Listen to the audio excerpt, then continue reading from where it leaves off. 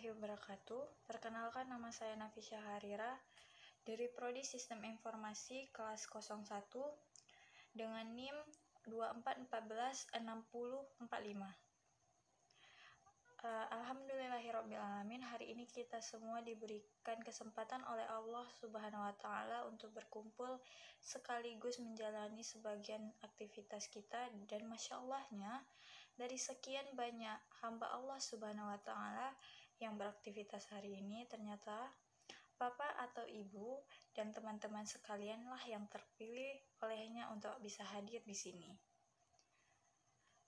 Semoga kita semua yang hadir diringankan langkahnya, dilembutkan hatinya, dan dipanjangkan umurnya untuk mempelajari sebagian dari tuntunan agama kita. Semoga juga kita mendapatkan karunia Allah seperti yang dijanjikan oleh Rasulullah SAW, sehingga keluar dari sini kita mendapatkan petunjuk dan kebaikan dari Allah Subhanahu wa Ta'ala. Bapak dosen yang saya hormati, pada kesempatan yang berbahagia ini izinkan saya menyampaikan sedikit pengetahuan tentang salah satu sosok yang sangat berpengaruh dalam sejarah Islam, yaitu Abu Bakar As-Siddiq. Abu Bakar As-Siddiq atau dikenal dengan nama lengkap Abdullah bin Abi Quhafah adalah seorang sahabat Nabi Muhammad SAW yang lahir di Mekah pada 27 Oktober 573 Masehi. Beliau wafat pada 23 Agustus 634 Masehi di Madinah pada umur 63 tahun. Beliau dimakamkan di sebelah makam Rasulullah SAW di Masjid Nabawi, Madinah.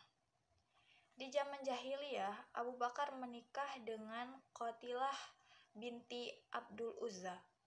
Dari pernikahan itu lahirlah Abdullah bin Abu Bakar dan Asma binti Abu Bakar. Di zaman jahiliyah lagi, Abu Bakar menikah dengan Ummu Rauman binti Amir. Dari pernikahan tersebut lahirlah Abdurrahman bin Abu Bakar dan Aisyah binti Abu Bakar. Di zaman Islam, Abu Bakar menikah dengan Asma binti Umais yang kemudian melahirkan Muhammad bin Abu Bakar. Di zaman Islam juga, Abu Bakar menikah dengan Habibah binti Kharijah. Saat Abu Bakar wafat, Habibah dalam kondisi mengandung anak terakhir Abu Bakar yang kemudian dinamakan Ummu Kalsum. Abu Bakar berasal dari keluarga Quraisy yang dikenal sebagai seorang yang kaya, terhormat, dan terpercaya. Beliau mempunyai julukan As-Siddiq yang diberikan kepadanya karena ketulusan dan keimanannya terhadap ajaran Nabi Muhammad SAW, terutama ketika beliau pertama kali menyampaikan berita tentang turunnya wahyu. Abu Bakar lahir di Mekah dari suku Quraisy. Sejak mudanya, beliau dikenal sebagai seorang yang jujur, terpercaya, dan dermawan. Ketika Nabi Muhammad diangkat menjadi Rasul, Abu Bakar segera mengakui dan membela ajaran Islam. Meskipun saat itu banyak orang yang menentang. Dengan penuh keberanian, beliau berdiri di samping Nabi Muhammad SAW, memberikan dukungan moral dan materi. Keberaniannya dalam menghadapi tekanan dari suku Quraisy menunjukkan betapa kuatnya imannya.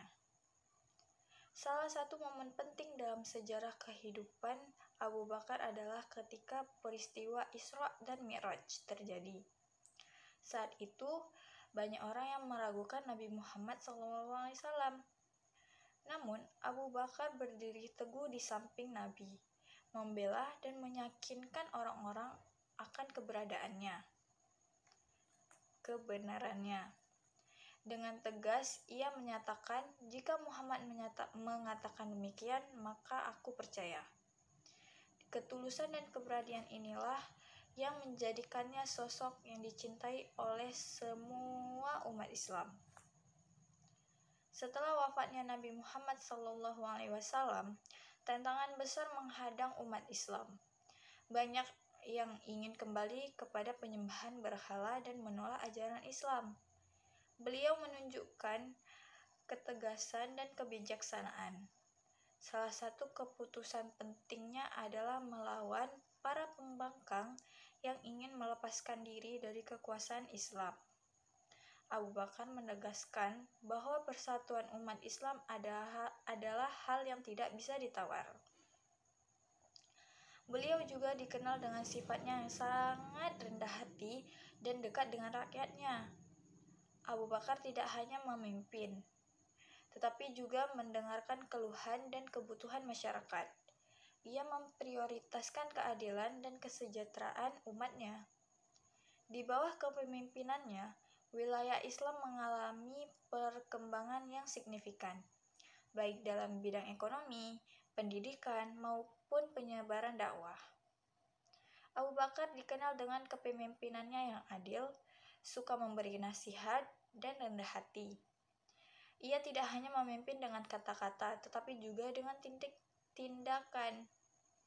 Ia hidup dengan sederhana, mengutamakan kepentingan umat, dan selalu mendengarkan keluhan serta kebutuhan rakyatnya.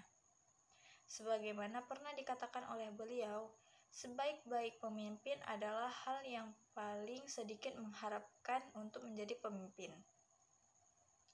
Sikap Abu Bakar yang penuh kasih sayang dan kelembutan menjadikannya panutan yang sempurna. Beliau tidak hanya seorang pemimpin, tetapi juga seorang teman dan saudara bagi setiap muslim. Dengan kesederhanaannya dan kedermawaannya, Abu Bakar berhasil membangun solidaritas dan persaudaraan di antara umat Islam. Sebagai khalifah, Abu Bakar juga mengawasi pengumpulan Al-Quran, memastikan bahwa wahyu yang diturunkan kepada Nabi Muhammad SAW bisa tersimpan dan terjaga dengan baik. Usahanya dalam mengumpulkan bacaan Al-Quran sangat penting untuk kelangsungan ajaran Islam di masa yang akan datang. Dan Abu Bakar memerangi kaum murtad dan gerakan palsu kenabian, seperti Musailamah al-Kazzab dalam perang Riddah. Dan juga di bawah kepemimpinannya, pasukan Islam berhasil memperluas wilayah kekuasaan ke beberapa bagian dengan Kekaisaran Romawi dan Persia. Sosok Abu Bakar As-Siddiq adalah teladan bagi kita semua. Ketekunannya, kesetiaannya, dan keberaniannya menunjukkan kepada kita pentingnya keimanan dan komitmen terhadap prinsip yang benar. Dia mengajarkan kita bahwa menjadi seseorang pemimpin bukan hanya tentang kekuasaan, tetapi juga tentang tanggung jawab, pengabdian kepada masyarakat, dan kesederhanaan. Saudara-saudara yang saya cintai, mari kita ambil pelajaran dari hidup Abu Bakar As-Siddiq.